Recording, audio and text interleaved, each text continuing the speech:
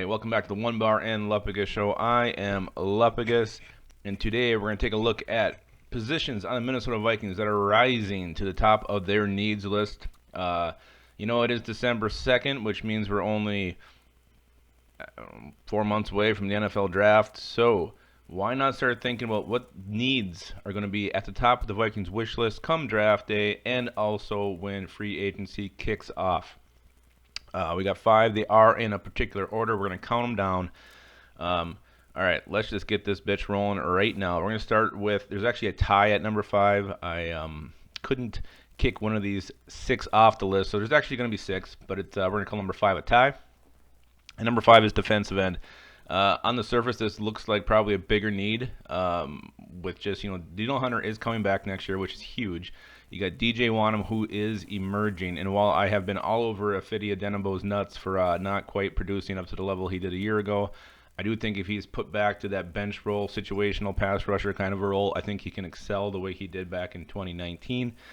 That's not to say that the Vikings are sitting there at pick 15, 16, wherever they end up, and like Greg Russo or something crazy if he falls to them, I think they would be wise to snap him up.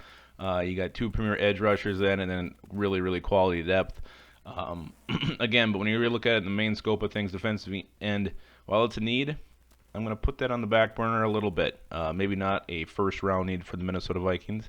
And their tie is left tackle. Again, this might be a bit of a surprise, but this is a position where you either have the fix on the roster right now in Ezra Cleveland, or maybe you look at restructuring Riley Reef and bringing him back again. I know he's going to cost a lot next year, and I think the way they restructured it, if he keeps playing the way he does, he basically gets his salary back. This guy's been surprisingly very, very solid this year, very sturdy. You don't see some of those lapses he was having a season ago. So maybe he even comes back. I never would have thought there was a chance of that happening prior to the season starting or even during the early parts of the season, but this guy has proven he can still play. And then again, you got Ezra Cleveland. So the Vikings have a decision to make. Are they going to keep Ezra Cleveland at guard, or are they going to slide him over to left tackle? Again, there's a premier prospect sitting on the board. The Vikings could definitely jump on that. But at this point, I think there's bigger needs than left tackle. I just think you can probably make something work with the guys you have. So that's why left tackle is pushed back. If it comes out early in the offseason, they release Riley Reeve, Ezra Cleveland's going to stay at guard, then yeah, obviously left tackle will probably jump to number one. But right now, I got it tied for number five. All right, let's move to number four. It is a return man. Obviously, this is not a very sexy position or need to have in the draft. Usually return men are found late on day 3 or even after the draft. The Vikings just have nobody here. They have nobody they can rely on to catch the punts, and they have nobody who scares an opposing team. They got no one with extreme burst, wiggle, who can get free, who teams kick away from. We haven't had that in quite a while. Haven't had that since Cordell Patterson was in the house. They got to find somebody because it's really hurting the team. I think we have like 13 punt return yards on the season, which is horrible. Again, you can look for a cheap free agent, a guy whose specialty is this, but the Vikings have shown they're not afraid to go after that special teams player. That they kept Dan Chisena because they thought he'd be a great gunner. I mean, that's how much they value this area of the football team. So why not look for a returner the similar way you got Dan Chisena, somebody you think can be dangerous, somebody you think can be explosive, and somebody who can catch the damn football when it is being punted to them. So number 4 is return man. All right, now we're getting to the top 3, to the nitty-gritty, as Grandma used to say. All right, defensive tackle. We get Michael Pierce back, so our run stuffer issue should go away next year, hopefully. But we need is that interior pressure guy, that interior penetrator. We don't have him right now. I mean, you got, Jaleel Johnson's supposed to be that guy. He just disappears for long stretches. You've seen a little flashes here and there from Armon Watts, from the Ginger Snap, from Hercules Mataafa. But again, I want somebody who's back there consistently, Kevin Williams style, creating ruckus, destroying guards, centers, blowing things up.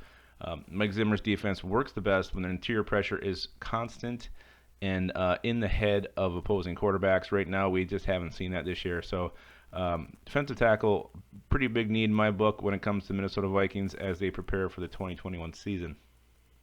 Number 2, after this sip, is going to be safety. Vikings super thin at this position right now, just rolling with Anthony Harris, Harrison Smith. Metellus has been active a little bit as of late, but and then we had George Loca there for a brief stretch. If you blinked or went out in the room to fart, he was gone when he came back. Here's the thing: Anthony Harris hasn't had a great season. He's got a shit ton of tackles. He's really lacking those splash plays this year. No interceptions, no forced fumbles. He's got a couple pass breakups, but a lot of people are saying Anthony Harris is having a down year.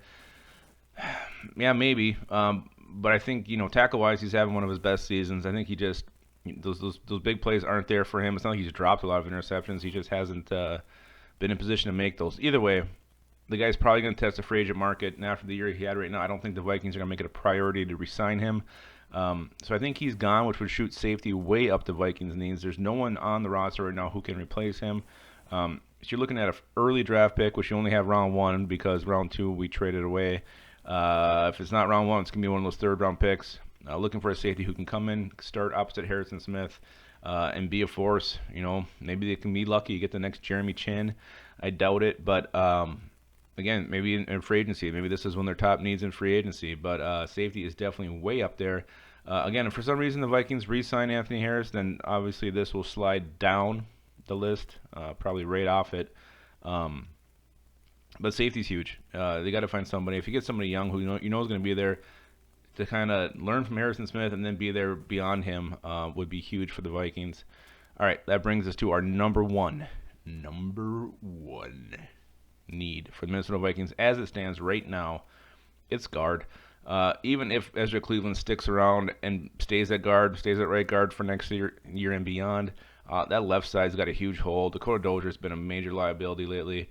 The Vikings they got to get stronger in the trenches. I really thought they turned the corner here after the Bears game. They looked great against Green Bay. They dominated the Lions. And they stuck toe-to-toe with the Bears.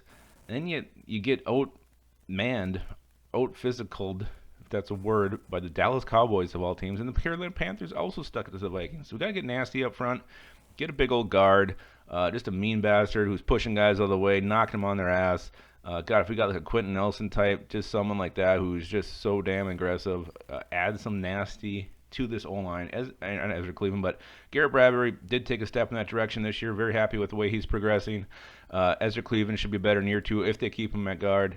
God, if they move him to left tackle, then you're talking guard as maybe, you look at going guard round 1, guard round 3, or guard as a priority free agent signing, because that is how depleted and disgusting the Vikings guard position is. Definitely the number 1 need in my book when it comes to Minnesota Vikings. Looking forward to 2021. And before we wrap this up, just want to say there's a couple positions that were very, very close. Obviously, the Vikings could look for another top-flight wide receiver, though the reason I bumped them off the list was just what we saw last week. With Adam Thielen out, B.C. Johnson and Chad Beebe were able to step up. Vikings do have two nice tight ends in Kyle Rudolph and Irv Smith Jr., so I do not think they're going to go out and sign a big free agent, wide receiver, or even draft one that high. Probably more of a mid-round option for the team moving forward. And the other one is a quarterback. If they're sitting there in the middle of the draft and someone falls, yeah, they'll definitely pull the trigger. But as far as the need goes, Kirk Cousins is playing well right now. I would like to see the team bring in some kind of a young backup via trade. If Gardner Minshew becomes available, he would be someone that would make me very, very excited. Maybe a mid-round quarterback, somebody you can actually develop and have some belief could be something in the NFL someday. So those are 2 needs that were close. Didn't quite make the cut, but who knows? Things will shuffle and change before the end of the season or at the end of the season.